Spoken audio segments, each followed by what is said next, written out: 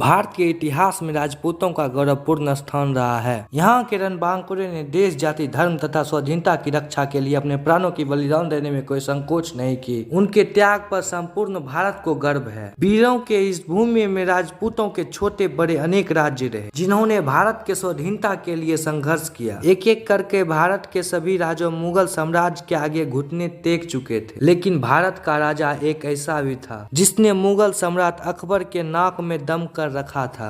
मुगल सम्राट अकबर ने उस राजा से परेशान होकर उसके सामने एक शर्त रखी। उन्होंने कहा कि तुम चाहो तो आधा भारत अपने कब्जे में ले लो, लेकिन मुगल साम्राज्य के अधीन होकर राज करो। लेकिन भारत के इस महान राजा को अपना आत्मसम्मान इतना प्यारा था कि उसने अकबर के हर प्रस्ताव को ठुकरा कर युद्ध करना सही समझा। एक ऐसा राजा जिसका नाम सुनकर अकबर के भी रोंगटे खड़े हो जाते थे। एक ऐसा राजा जिसका नाम सुनते ही अकबर के सारे योद्धा कांपने लगते थे। एक ऐसा राजपूत सम्राट जिन्होंने जंगलों में रहना पसंद किया, लेकिन कभी विदेशी मुगलों की दास्तां स्वीकार नहीं थे। उन्होंने देश, धर्म और स्वाधीनता के लिए अपना सब कुछ निछावर कर दिया। मेवाड़ के महान राजपूत राजा महाराणा प्रताप अपने शौर्य और पराक्रम के लिए पूरे दुनिया के मिसाल के दौर में जाने जाते हैं। आज आप इन्हीं के बारे में जानेंगे, जिसे जानना हर भारतीय के लिए जरूरी है। भारत के इस महान राजा का नाम वीर शिरोमणि महाराणा प्रताप था। 15वीं शताब्दी के आसपास दिल्ली की सत्ता मुगलों का पंचम बुलंद हो चुका था। इसकी बादशाह पर अकबर की हुकूमत थी और अकबर विशाल बारी नीति का बादशाह था। एक एक करके सभी राजा अकबर की दास्तां स्वीकार कर ली थी,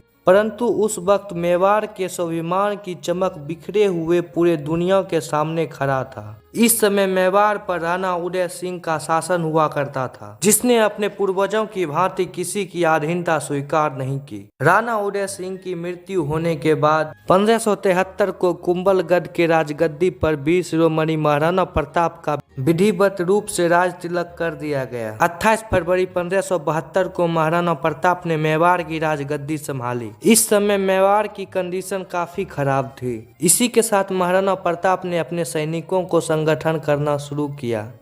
मेवाड़ के राजगद्दी पर बैठने वाले महाराणा प्रताप अपने एक ही बार से घोड़ा सहित दुश्मनों को काट डालते थे। वह परम स्वाभिमान शिव भक्त थे, जिसके नाम से दिल्ली की बादशाह कांप जाती थी। उन्होंने जंगल में रहना स्वीकार किया, लेकिन कभी अकबर की अधीनता स्वीकार नहीं की। 72 किलो का भाला, 81 किलो का कवच और 208 किलो का भारी वजन के साथ जब महाराणा प्रताप युद्ध भूमि में निकलते थे, उनके रौद्र रूप को देखकर सामने वाला दुश्मन अपना रास्ता पलट लेते थे। हल्दी घाटी के युद्ध में विशाल मुगल सेनाओं को जबरदस्त टक्कर दी। मुगलों के 36 किलों को जीतकर 40,000 को आत्मसमर्पण के लिए मजबूर कर दिया। अकबर ने महाराणा प्रताप को अपने अधीनता स्वीकार करने के लिए अपने सबसे चतुर अधिकारी जलाल खान को भेजा, लेकिन महाराणा प्रताप ने अधीनता की बात सुनते ही उसे वापस लौटा दिया।